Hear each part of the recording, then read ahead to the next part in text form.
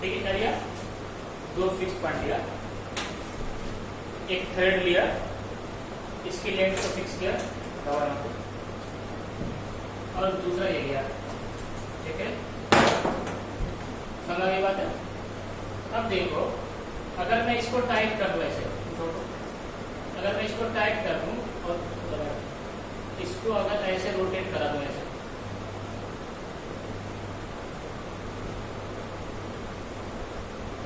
तो इस तरह की एक शेप बनेगी।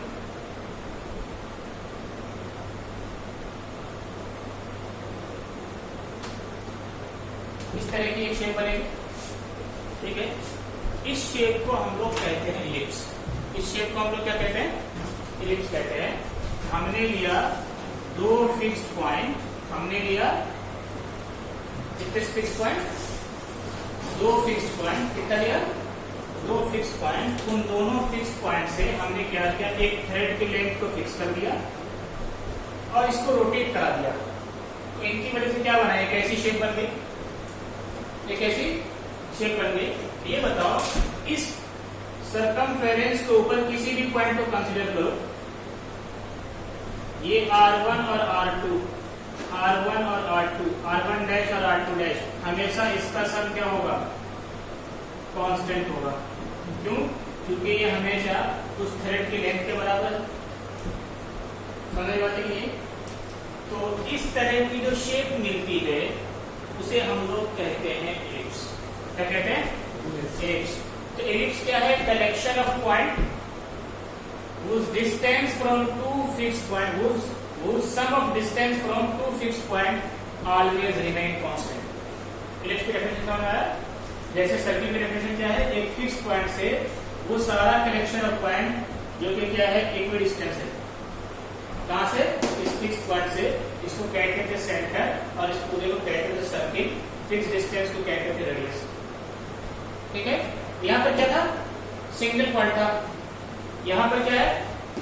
डबल फिक्स्ड पॉइंट है। और उस दो फिक्स पॉइंट से कैसे हमने डिस्टेंस दिया है? उन सारे पॉइंट का कलेक्शन जहां से दोनों फिक्स पॉइंट की डिस्टेंस की, यानी डिस्टेंस का सम, यानी दूरी का सम क्या होना चाहिए? कांस्टेंट होना चाहिए। तो ऐसे कलेक्शन ऑफ पॉइंट्स की वजह से जो फिगर मिलता है उसे हम लोग कहते हैं एलिप्स। बताना नहीं? ठीक है, और यही दो फिक्स्ड पॉइंट जब कोइंसाइड कर जाता है तो बन जाता है सर्किल।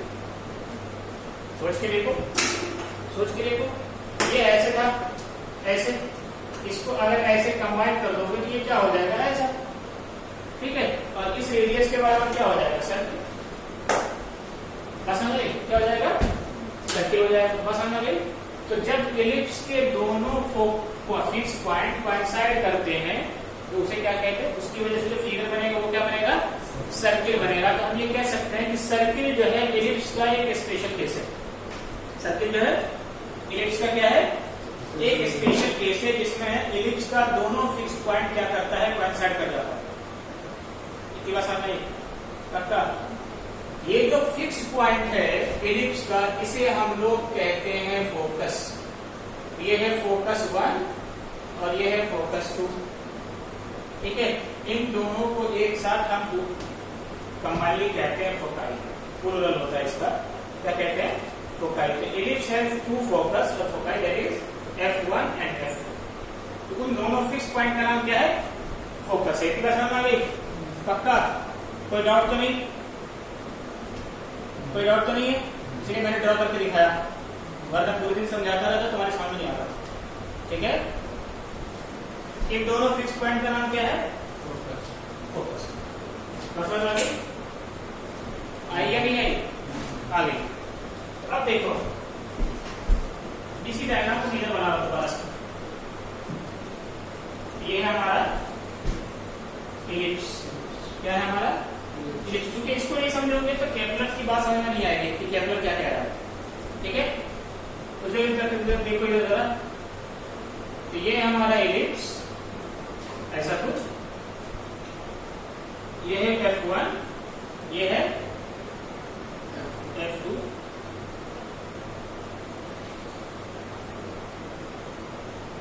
ठीक है, ये है F1, वो है F2, ये वाली जो डिस्टेंस ये ऐसे, ये पूरा यहां से यहां तक, कहां से कहां तक, यहां से यहां तक, ये कहलाता है मेजर एक्सिस। क्या कहलाता है?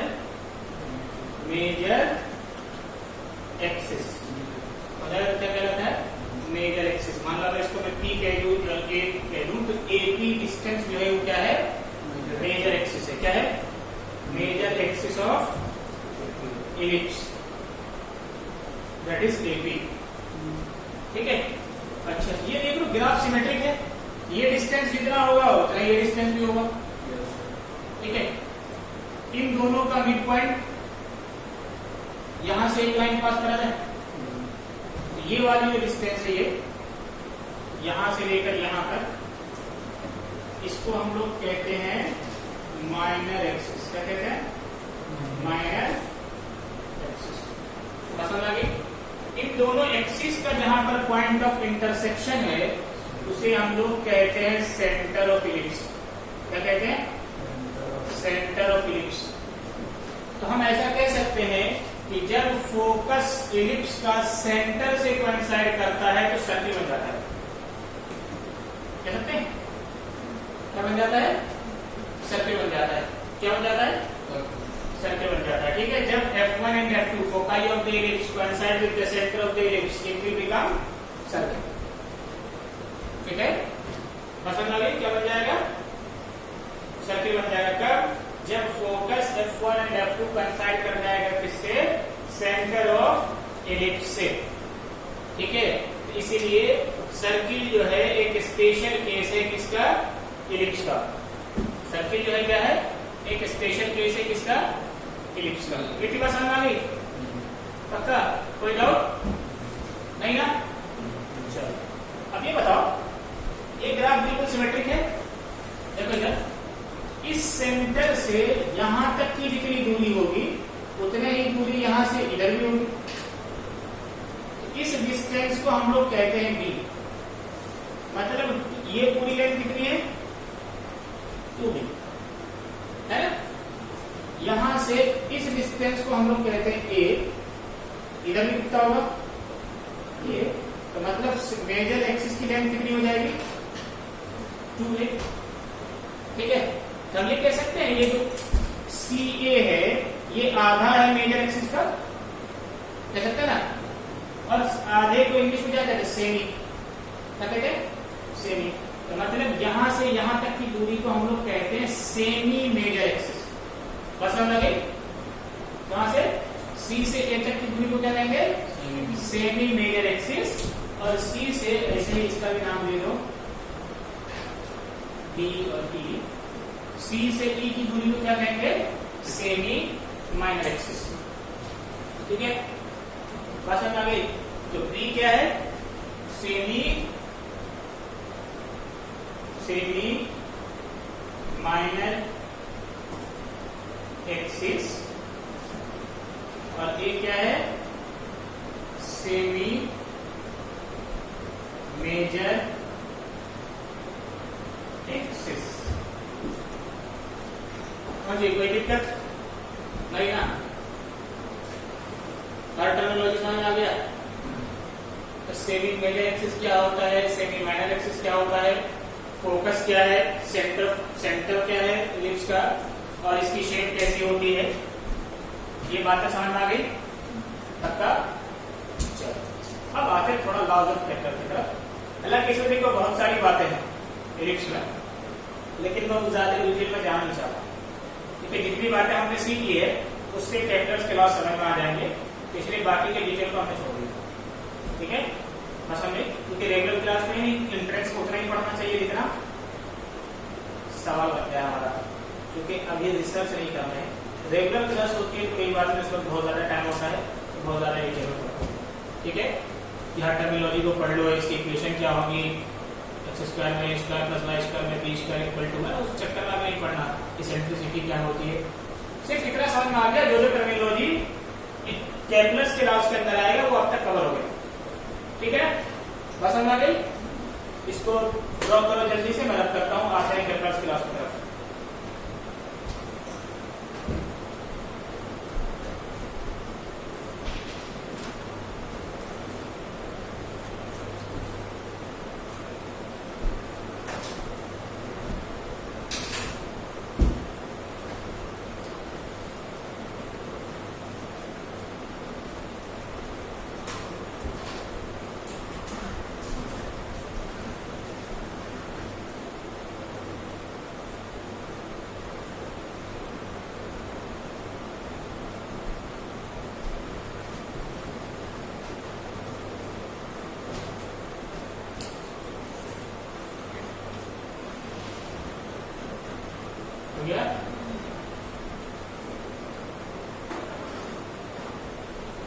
ब्रैकेट कर लो, Kepler's laws of planetary motion.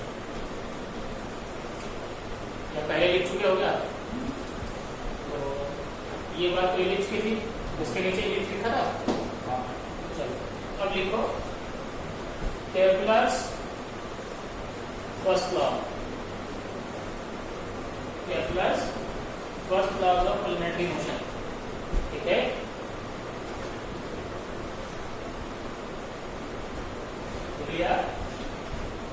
Bracket के अंदर लिखो law of orbit, laws of orbit, laws of orbit. ठीक है, पहला क्या है? First laws of planetary motion. ठीक है, मतलब Kepler's first laws of planetary motion, Kepler's first laws of planetary motion, Kepler's first laws of planetary motion, और इसी को हम लोग कहते हैं लॉ ऑफ ऑर्बिट। क्या कहते हैं? Law of orbit, law of orbit. तो लॉ ऑफ ऑर्बिट क्या कहता है? तो लोग सुनो ध्यान से कि जितने भी प्लेनेट है, क्या सुनना, जितने भी प्लेनेट है सन की चारों तरफ इलिप्टिकल ऑर्बिट में रोटेट करते हैं, सॉरी रिवॉल्व करते हैं। क्या करते हैं? अर्थ की चारों तरफ क्या करते हैं? रिवॉल्व करते हैं इलिप्टिकल ऑर्बिट में, इलिप्टिकल पाथ में। मतलब जो उसका रास्ता है वो कैसा है? इलिप्स के जैसा है, जिसमें जो सन है उस इलिप्स के दो फोकस में से, दिखाया था इलिप्स के दो फोकस होते हैं, उनके दो फोकस में से एक फोकस पर सन सिचुएटेड है, उसके दो फोकस में से एक फोकस पर क्या है? सन सिचुएटेड है। मतलब एक फोकस यहाँ पर इसका, दूसरा फोकस यहाँ कहीं होगा, तो एक फोकस पर सन, बस भाई सेंटर पे नहीं है, बस भाई। लॉ ऑफ ऑर्बिट क्या कहता है कि प्लेनेट जो है सूर्य के चारों तरफ, सूरज की चारों तरफ इलिप्टिकल पाथ पर क्या करता है? रिवॉल्व करता है, और उस इलिप्टिकल पाथ के दो फोकाई में से यानी F1 एंड F2 में से, F1 एंड F2 में से एक फोकाई पर सन प्रेजेंट। ठीक है, ये है इसका पहला लॉज कि प्लेनेट किस पाथ पर रिवॉल्व करता है और सन कहां पर। तो यहाँ पर ऑर्बिट की बात की गई थी, इसलिए केपलर्स के फर्स्ट लॉज को लॉज ऑफ ऑर्बिट भी कहते हैं। ठीक है, समझ आ गई? समझ आ गई? तो अब समझ में आया फोकाई किस फोकस की बात कर रहे हैं? क्योंकि जब हम इलिप्स बनाते हैं तो उसमें दो फोकस होता है। ठीक है, तो उन दो फिक्स पॉइंट में से एक फिक्स पॉइंट पर क्या है? सन। ठीक है, लिखो जल्दी से लिखो, छापो, इसका स्टेटमेंट लिखो। देखो planets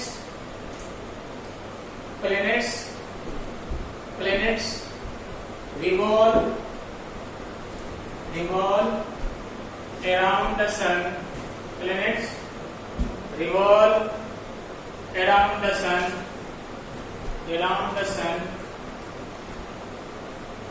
The planets revolve around the sun on elliptical orbit.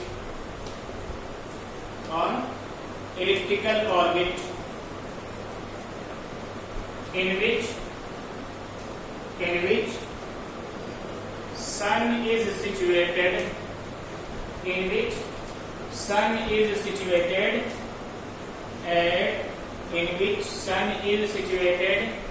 At one of the foci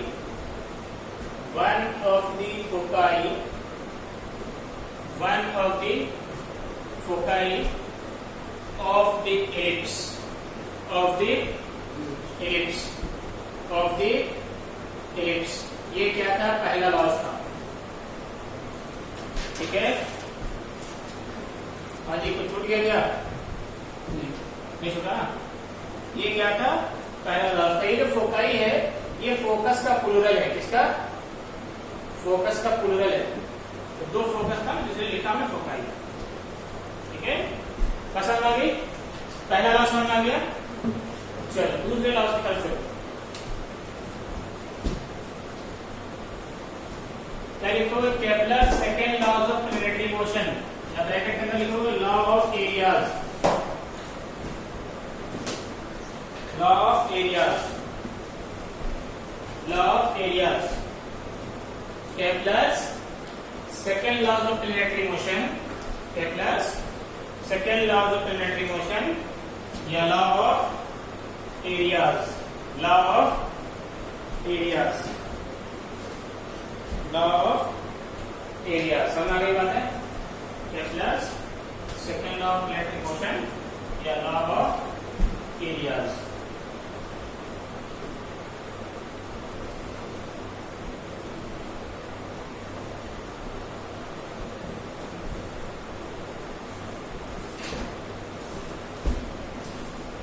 Kepler's second laws of planetary motion, या इसी का दूसरा नाम क्या है? Law of areas, law of areas. ठीक है?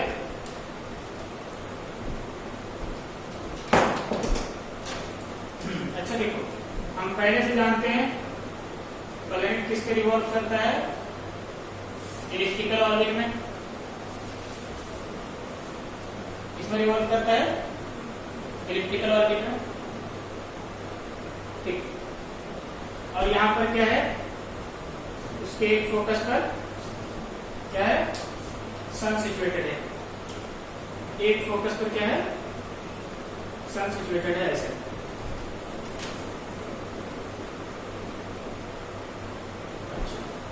और प्लैनेट कहां रिवॉल्व कर रहे हैं?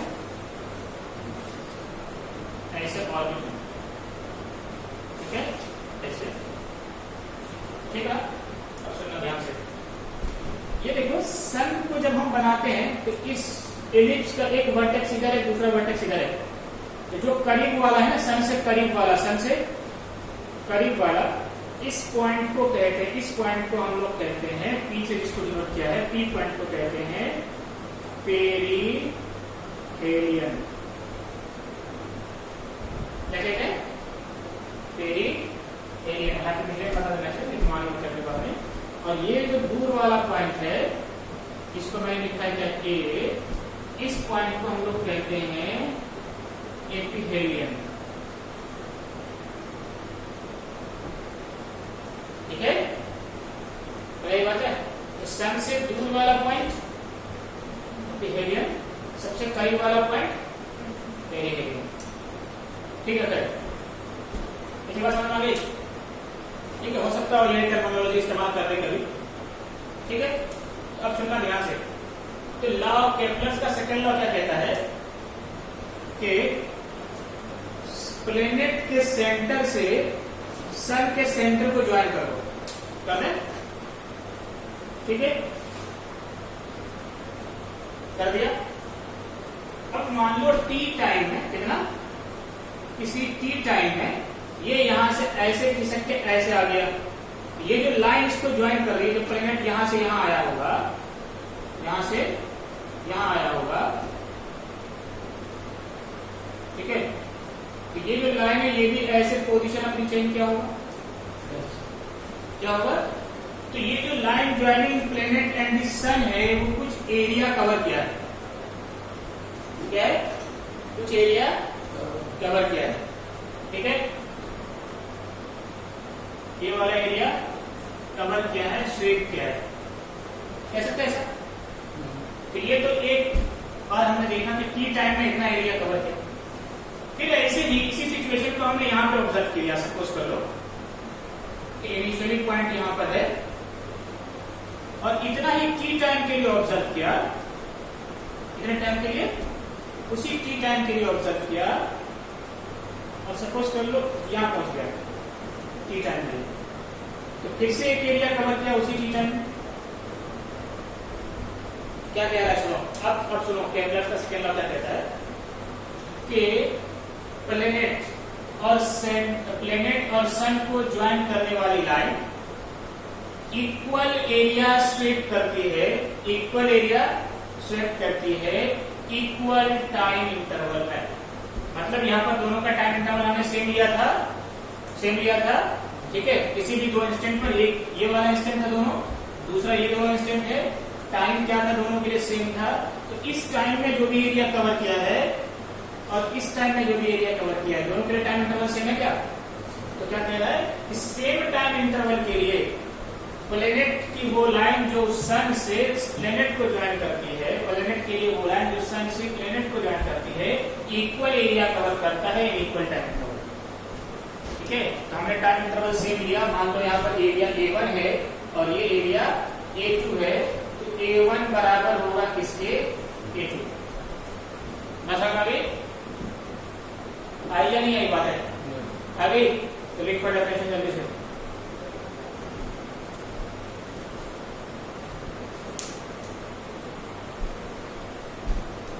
The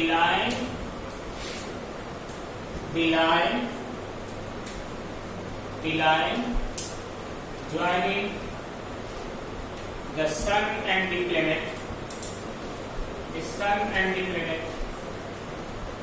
sweeps equal area in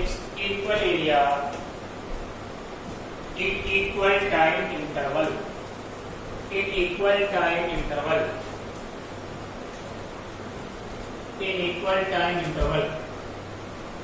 समझ में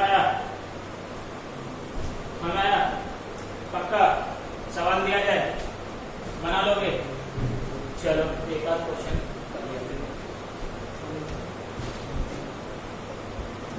रब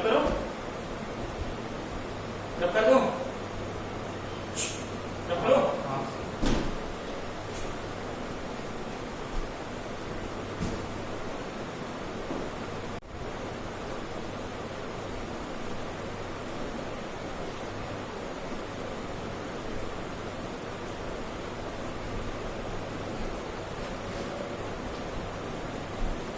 क्वेश्चन है, एक जरा देख लें।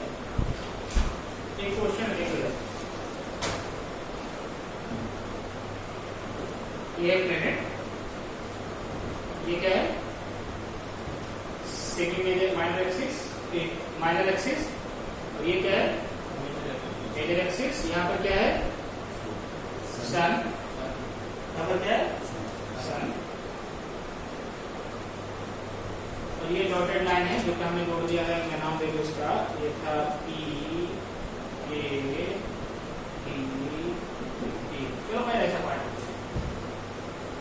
ठीक है।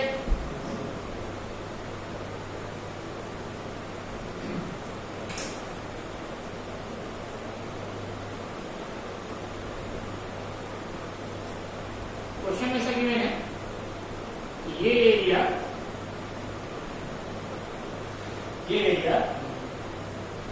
इस एरिया का हाफ है।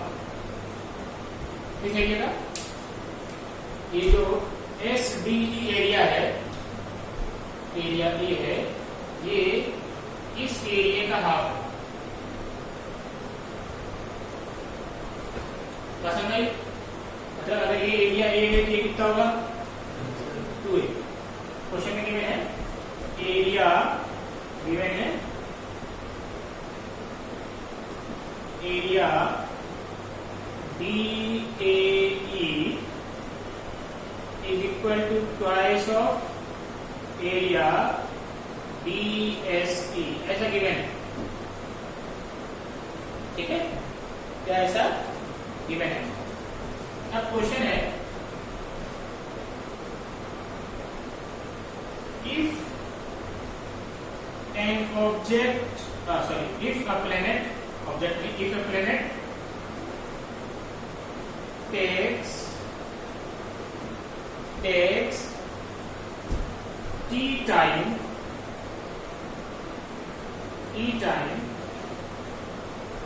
in moving in rotating in moving from B to E via A, बोलते हैं स्टेशन पे वाया, मतलब D से E तक गया, D से E तक गया T टाइम में, D से E तक गया T टाइम में, then how much time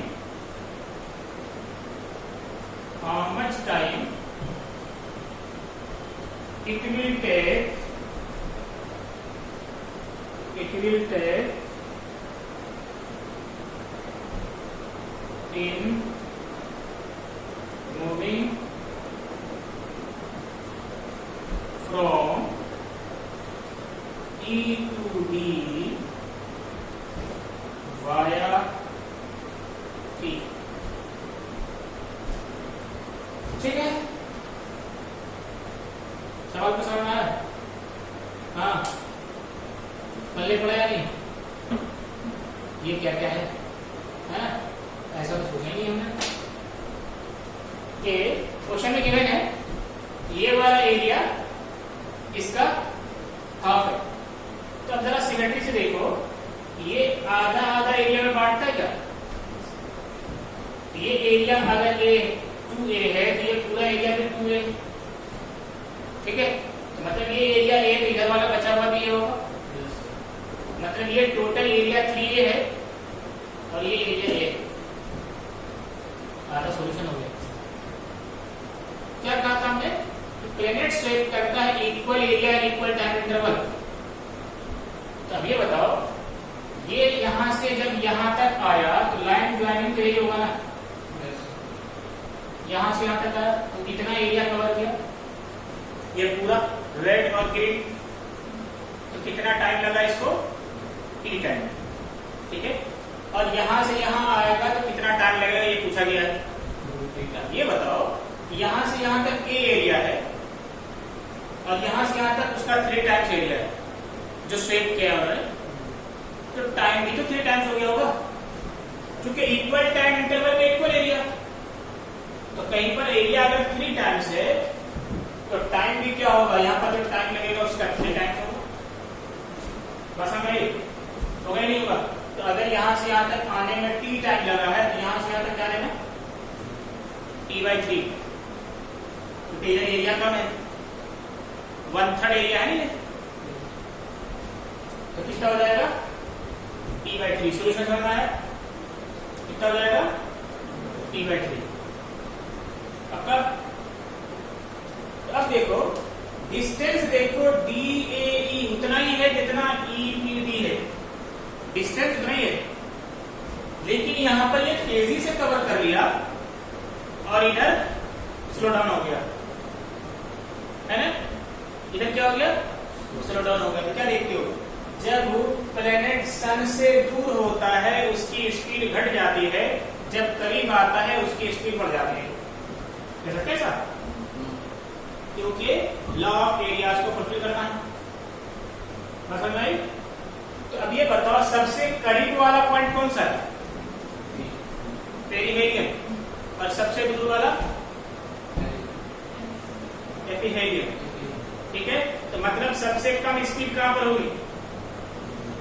एपिहेलियम पे, सबसे ज्यादा स्पीड पेरिहेलियम पे। इस तरह का सवाल हो सकता है, ठीक है, बस समझना भी। एक तो ये है कि जब प्लेनेट सन के करीब आता है उसकी स्पीड बढ़ जाती है, और एरियाज के ऊपर इस तरह के क्वेश्चन भी बन सकते हैं। बस समझ नहीं, सोचते रहो कैसे बनेगा, ठीक है। तो केपलर जो वो तुम्हारे एनसीईआरटी के येलो कॉलम में दिया है, उसमें बहुत अच्छा सवाल बन सकता है ना? तो बेकार से उसको छोड़ देते हो, ये हमारे काम का नहीं, ठीक है। समझ बात है? देखना, लिखो जरा जल्दी से, इसका सॉल्यूशन लिखो। कैसे लिखोगे solution? Since planet covers equal areas in equal time interval, ठीक है। Therefore area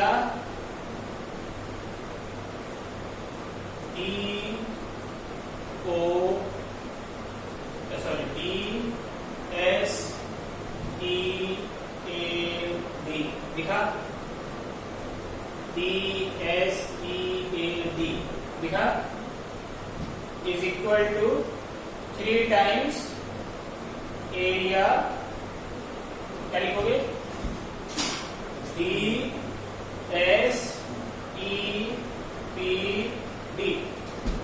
क्वेश्चन के हिसाब से, एंड यूजिंग दिस रिजल्ट, ठीक है, time taken in this still that must be equal to 3 times T, क्योंकि ये इसका 3 टाइम्स इसके एरिया के बराबर, इस एरिया का टाइम अगर टी माना तो इसका 3t कैपिटल टी के बराबर होना चाहिए, that small T must be equal to T by 3, ठीक है, that small T must be equal to T by 3, ठीक है। चलो सब अगली बात नोट करो इसमें,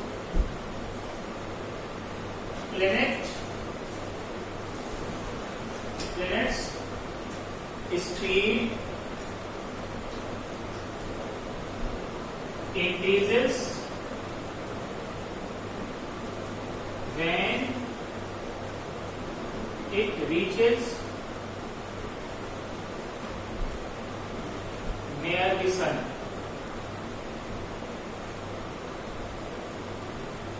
and slow down when it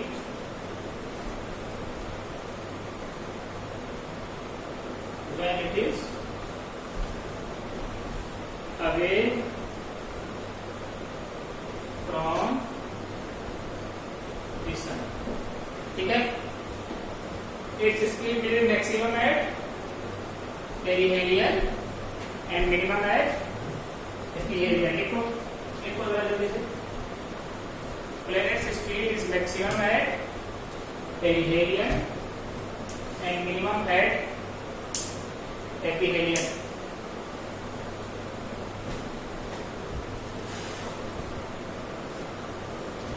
बस आ गई।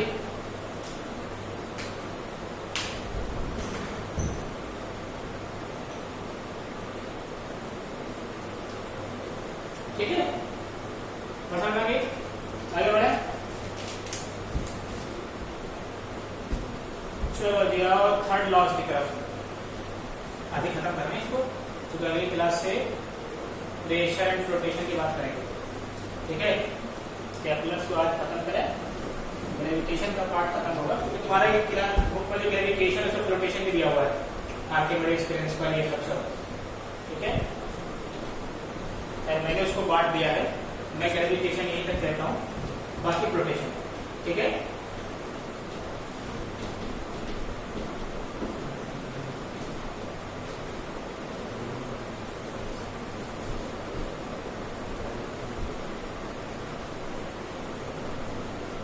देखो Kepler's third laws of planetary motion, Kepler's third laws of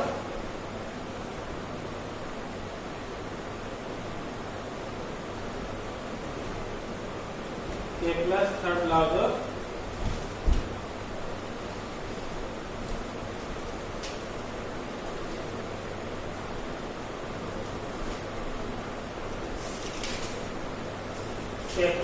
laws of planetary motion, bracket के अंदर लिखो लॉ ऑफ पीरियड्स,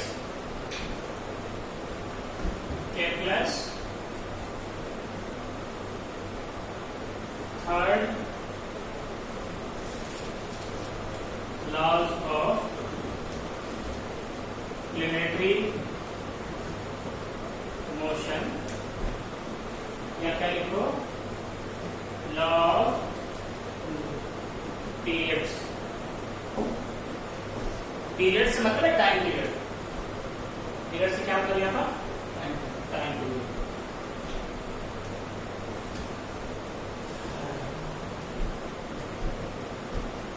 चलो चलो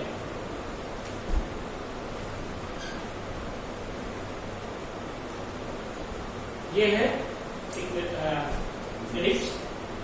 यहाँ पर है सन, यहाँ है प्लेनेट। ये क्या है?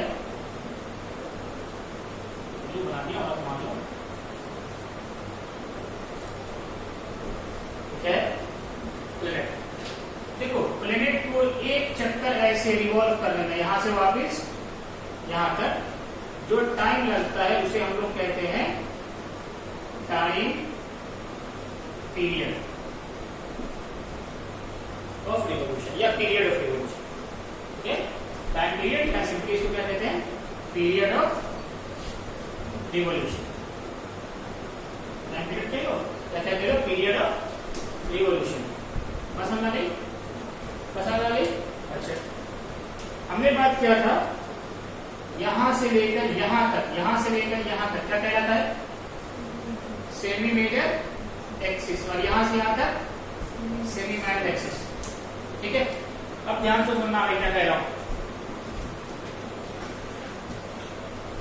इसको हमने कहा था ए, इसको कहा था बी। ठीक है, केपलर क्या कहता है कि किसी भी प्लेनेट को सन के अराउंड रिवॉल्व करने में जो भी टाइम पीरियड है उसका, यानी पीरियड ऑफ टाइम है, उसका square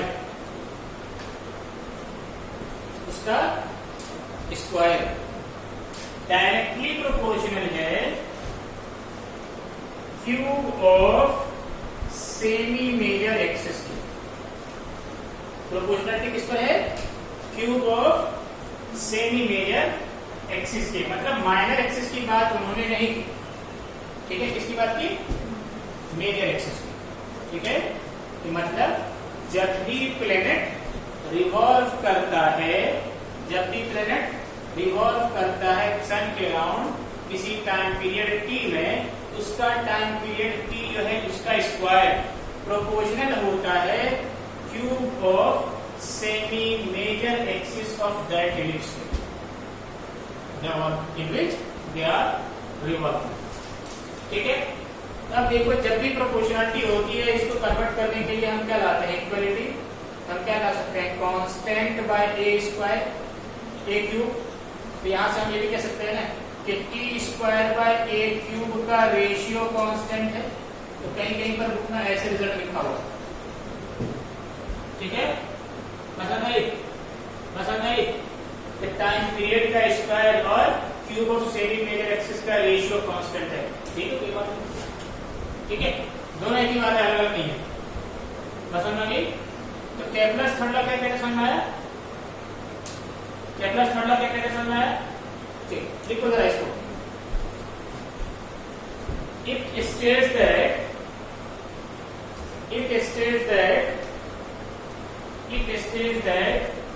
the period of revolution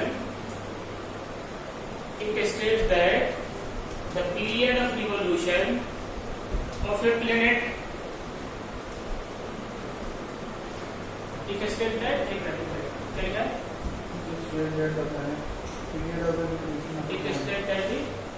square of the period of revolution. It states that the square of the period of revolution. It states that the square of the period of revolution of a planet around the sun is directly proportional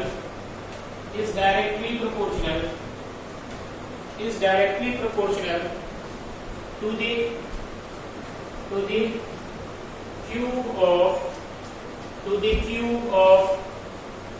the cube of semi major axis।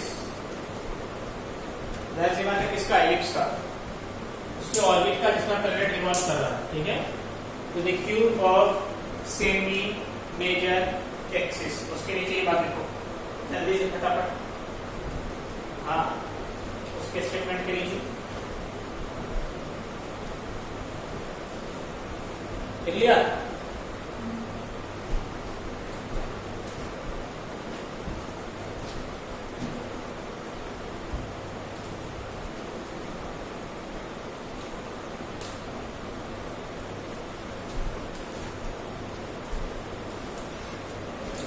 हो गया?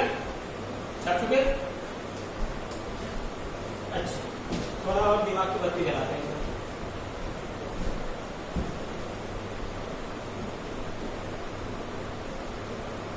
मतलब जो Newton ने लगाया था actually, ठीक है, हम भी सोचते हैं उसको। इन्होंने कहा ये केपलर क्या बोला कि जैसा भी इलिप्स हो, ठीक है, इसका टाइम इसके सन के अराउंड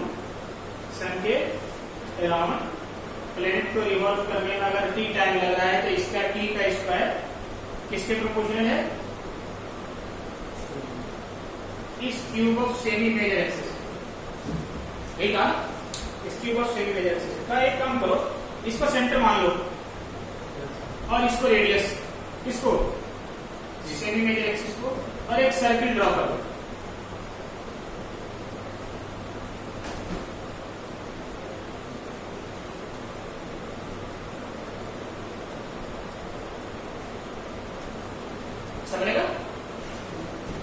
बनेगा नहीं? कहा कि मान लो रिवॉल्व तो यहां कर रहा है, कहा कि मानो इस पाथ पर रिवॉल्व कर रहा है भाई, वो तो सेमी माइनर एक्सिस की बात ही नहीं की उन्होंने, कहा कि वो मेजर एक्सिस की बात की। तो मेजर एक्सिस के बराबर के रेडियस का एक सर्किल मान लो, ठीक है, और समझो कि प्लेनेट इस सर्कुलर पाथ पर रिवॉल्व कर रहा है टी टाइम में, उसी टाइम में जिसने ये एलिप्टिकल पाथ पर रिवॉल्व कर रहा था, और उसका रेडियस तो हमने उतना ही लिया जितना कि सेमी मेजर एक्सिस का है। तो हम क्या कह सकते हैं कि square of time period of revolution is directly proportional to the cube of radius. ठीक है, दोनों एक ही बात है, गलत नहीं है, ठीक है। सर्किल मानेगा तो रेडियस किसके बराबर होना चाहिए? Semi major axis. और जैसे ही ऐसा मानेगा तो इस पे सर्कुलर मोशन लगाना आसान हो जाएगा, ठीक है। इसी आइडियाज के साथ न्यूटन को यह ख्याल आया इनवर्स स्क्वायर लॉ का। तो हम जो पढ़ते हैं F is proportional to 1/r², तो वो 1/r² का रिजल्ट यहीं से लाया है न्यूटन ने। कहां से? केपलर्स के थर्ड लॉ से। केपलर्स के थर्ड लॉ से समझ में आते क्या क्या? केपलर्स के थर्ड लॉ से लाया है। कैसे लाया जरा देखते हैं, ठीक है। ये बात समझ कैसे लिया उन्होंने, ये बात समझ आई? ठीक, क्योंकि जैसे ही हम ऐसा मानेंगे क्या हो जाएगा? सर्कुलर मोशन, और इसको डील करना आसान, ठीक है। वरना इसमें तो गड़बड़ है, यहां पर स्पीड कुछ और स्लो डाउन हो गया, यहां मैक्सिमम हो गया, तो इसकी वजह से इसका टाइम पीरियड वेरी कर रहा है। ताकि सर्कुलर मोशन मानो, v कांस्टेंट मान लो, और सन को भी इसका सेंटर पे मान लो, काम खत्म करो, ठीक है। समझ बात है? और उससे इन्होंने एक आइडिया निकाल लिया कि क्या। देखो क्या कहता है, कैसे आया? Inverse square law from Kepler's law. Kepler's, ठीक है, inverse square law from Kepler's, ठीक है। तो इसको रख करूं मैं, रख कर दो। देखो मैं अंदर वाले पोर्शन में रख कर रहा हूं इसको।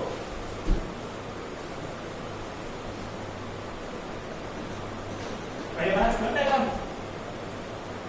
ठीक।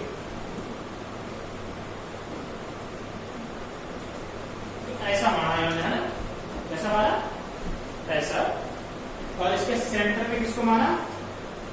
सन को यही मान लिया। अब ये हो गया इसका रेडियस, और यहां पर है क्या? अर्थ या ऑब्जेक्ट जिनको रिवॉल्व कर रहा है ऐसे v स्पीड से, ठीक है, और कोई ऑब्जेक्ट सर्कुलर पाथ पर अगर मूव करता है तो हेडिंग या इस हेडिंग के अंदर हम लोग पढ़ रहे हैं, चाहो तो इसको हेडिंग पे आने दो, ठीक है, जब इस हेडिंग के नीचे इस डायग्राम बना, ठीक है, from circular motion, from circular कर दिया है तो उसके अंदर सॉरी मोशन के अंदर, सर्कुलर मोशन कहाँ कवर किया है, मोशन के अंदर, ठीक है, हाँ, सर्कुलर मोशन। तो जब भी पार्टिकल रिवॉल्व करता है सर्कुलर मोशन में, यूनिफॉर्म सर्कुलर मोशन में, तो यहाँ पर एक फोर्स होता है एफ सेंट्रीपिटल, और that centripetal force, centripetal force F is given by m, मतलब इस पार्टिकल का अगर प्लैनेट का मास m है और सन का मास कैपिटल M है, क्या होता है m v square by r होगा। और जरा सोचो ये F सेंट्रीपिटल हकीकत में क्या है, प्लैनेट और सन के बीच ग्रेविटेशनल फोर्स, ये है ना, ठीक है, और रिवॉल्व कर रहा है यूनिफॉर्म वेलोसिटी से सर्कुलर ऑर्बिट में, तो फोर्स कितना हो जाएगा, हो जाएगा, चलो एक इक्वेशन तो हुई है। दूसरा कहा ये बताओ यहां से यहां तक की दूरी कितनी, 2 पाई r, सर्कमफेरेंस कितना 2 पाई r, और एक बार रिवॉल्व करने का टाइम को क्या कहा गया, टाइम पीरियड, तो ये है डिस्टेंस और ये है speed, distance divided by speed, what you will get, time period, ये तो मिलेगा। ऑल्सो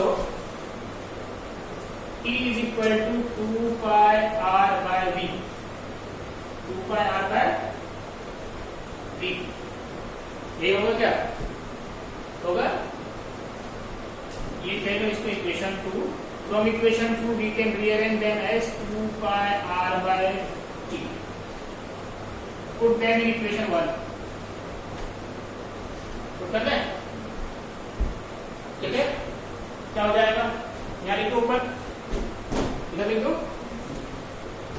यहाँ लिख दे रहा ऊपर, तो क्या हो जाएगा, देखो F is equal to m by r v square, that is 2 pi r by t का स्क्वायर, हो जाएगा ऐसा, बोलो F प्रोपोर्शनल किसका हो जाएगा, F क्या हो जाएगा, m 4 पाई r square r into T square, एक r से एक r खत्म, तो हम यहाँ से कह सकते हैं कि F proportional to r by T square,